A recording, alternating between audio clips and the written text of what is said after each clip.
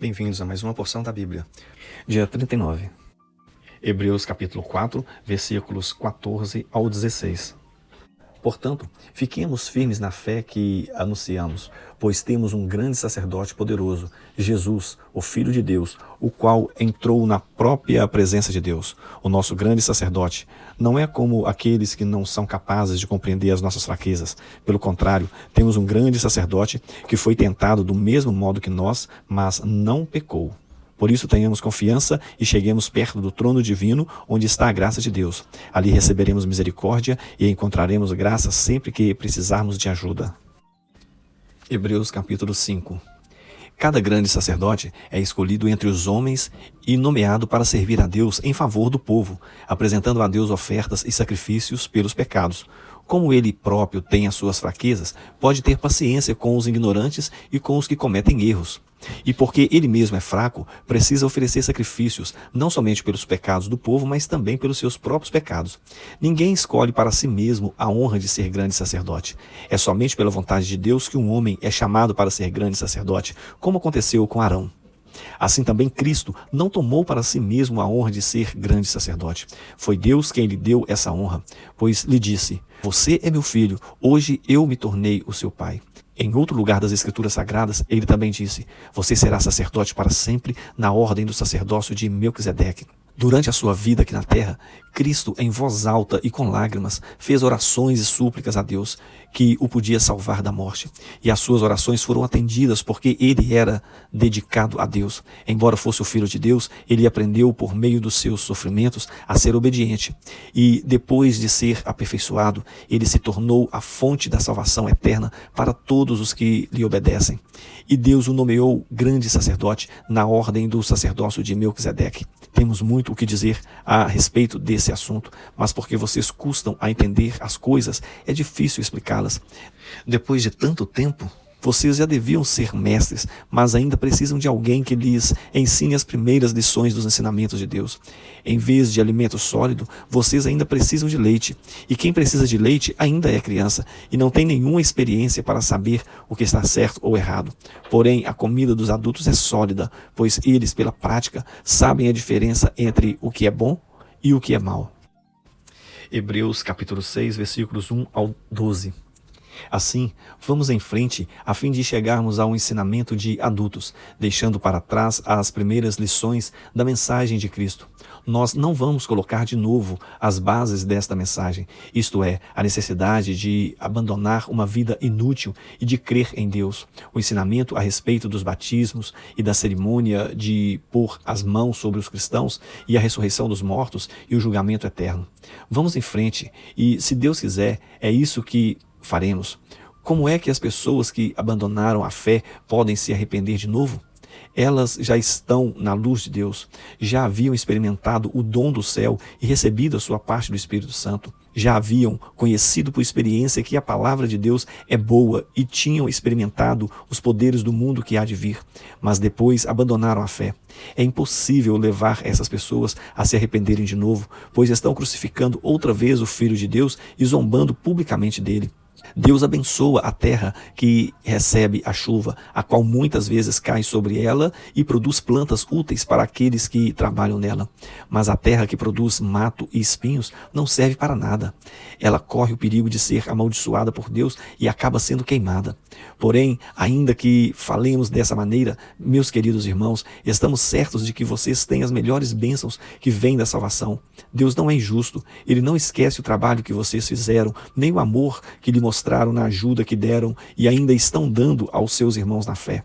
O nosso profundo desejo é que cada um de vocês continue com entusiasmo até o fim, para que, de fato, recebam o que esperam.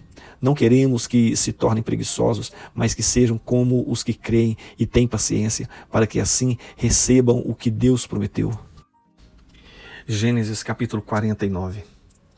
Jacó chamou seus filhos e disse: "Fiquem em volta de mim, e eu lhes direi o que vai acontecer com vocês no futuro. Fiquem reunidos em volta de mim para ouvir. Filhos de Jacó, escutem o que diz Israel, o seu pai. Rúben, você é o meu filho mais velho, você é a minha força, o primeiro fruto do meu vigor, o mais orgulhoso e o mais forte dos meus filhos. Você é violento como a correnteza, porém não será o mais importante, pois dormiu com a minha concubina, desonrando assim a cama do seu pai. Simeão e Levi são irmãos, com as suas armas praticam violências. Não estarei presente quando fizerem planos, não tomarei parte nas suas reuniões, pois no seu furor mataram homens e por brincadeira aleijaram touros. Maldito seja o furor deles, pois é violento. Maldita seja a sua ira, pois é cruel. Eu os dividirei na terra de Israel, eu os espalharei no meio do seu povo. Judá, os seus irmãos o louvarão e se curvarão na sua frente. Você segurará os inimigos pelo pescoço. O meu filho Judá é como um leãozinho quando mata a sua vítima. Ele se agacha e se deita como um leão e como uma leoa. Quem tem a coragem de mexer com ele? Judá vai segurar o cetro de rei e os seus descendentes sempre governarão. As nações lhe trarão presentes, os povos lhe obedecerão. Ele amarra o seu jumentinho numa parreira, na melhor parreira que há. Ele lava as suas roupas no vinho, lava a sua capa no vinho, cor de sangue. Os seus olhos estão vermelhos de beber vinho, os seus dentes estão brancos de beber leite. Zebulon morará no litoral, onde haverá portos para navios. A sua fronteira chegará até Sidom. Issacar é como um jumento forte, deitado entre as suas cargas. Quando viu que o país era bom e agradável para descansar, ele se abaixou para que colocassem a carga nas suas costas e, sem reclamar, trabalhou como escravo. Dan governará a sua própria gente, será como as outras tribos de Israel.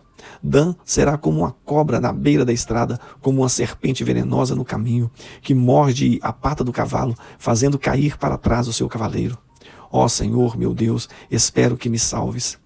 Gade será atacado por um bando de ladrões, mas depois ele os perseguirá. A terra de Asser produzirá bons alimentos, dará alimentos que só reis merecem. Naphtali é como uma corça solta que tem lindos filhotes. José é como uma planta perto de uma fonte. Ela dá muita fruta e os seus galhos sobem pelo muro.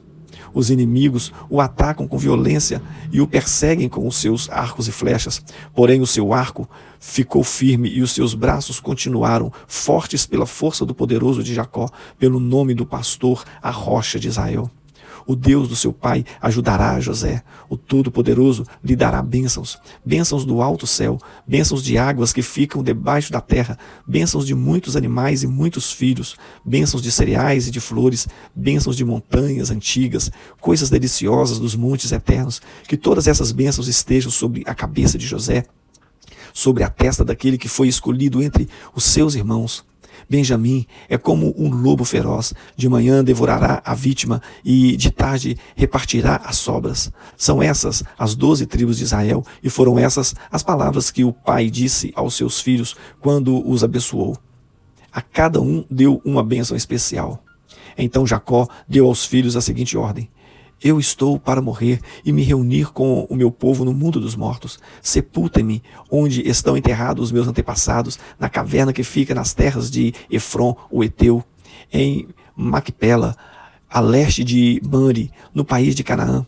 Abraão comprou de Efron essa caverna e o terreno onde ele fica para ser a sepultura da família.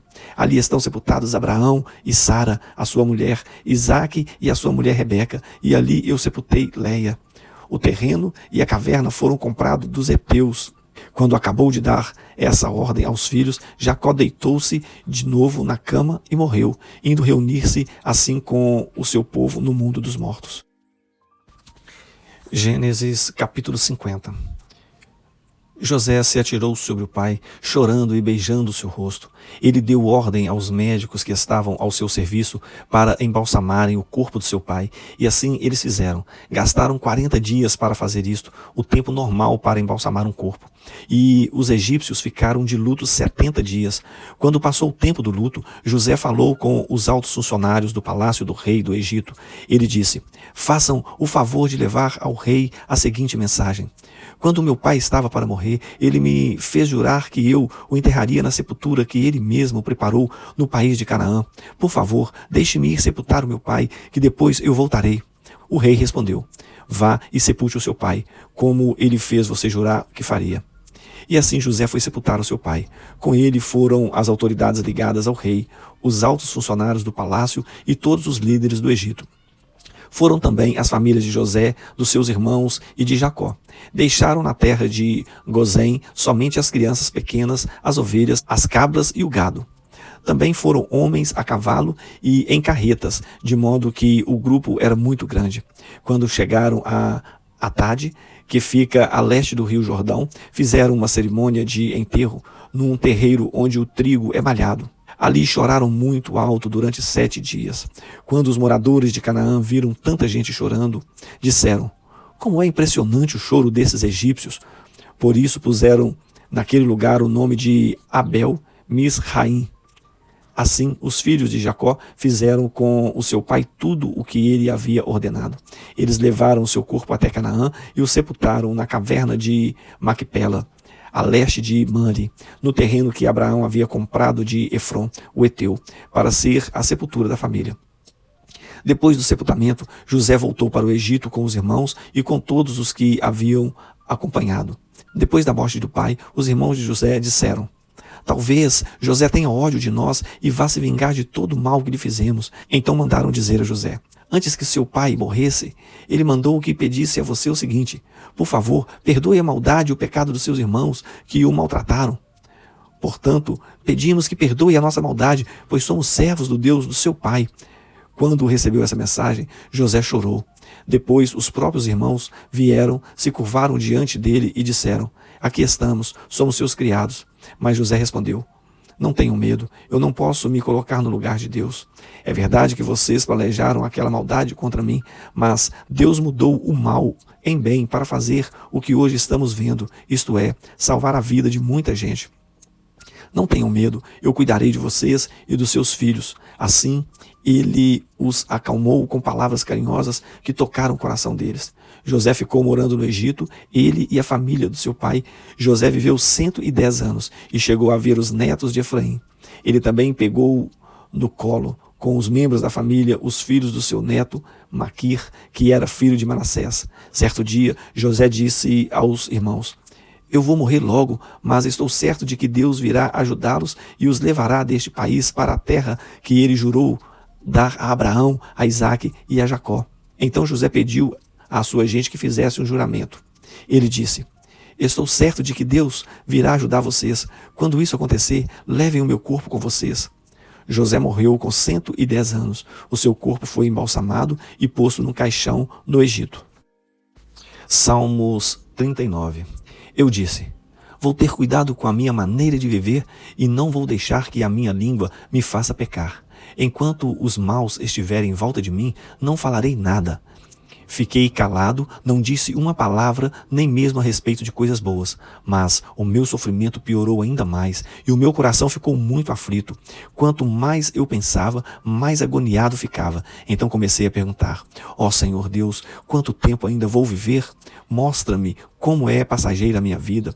Quando é que vou morrer? Como é curta a vida que me deste. Diante de ti, a duração da minha vida não é nada. De fato, o ser humano é apenas um sopro. Ele anda por aí como uma sombra. Não adianta nada ele se esforçar, ajunta riquezas, mas não sabe quem vai ficar com elas. E agora, Senhor, o que posso esperar? A minha esperança está em ti. Livra-me de todos os meus pecados e não deixes que os touros zombem de mim. Não falo, não digo nada, pois fostes tu que me fizeste sofrer assim. Senhor, para de me castigar, pois estou quase morrendo por causa das tuas chicotadas. Tu nos repreendes e assim nos castigas por causa dos nossos pecados. Tu destróis como a traça aquilo que mais amamos. De fato, o ser humano é apenas um sopro. Ó Senhor Deus, ouve a minha oração, escuta o meu pedido. Não te cales quando choro. Como todos os meus antepassados, sou tão hóspede por pouco tempo. Desvia de mim o teu olhar para que eu possa ter um pouco de felicidade antes que eu vá embora e não exista mais.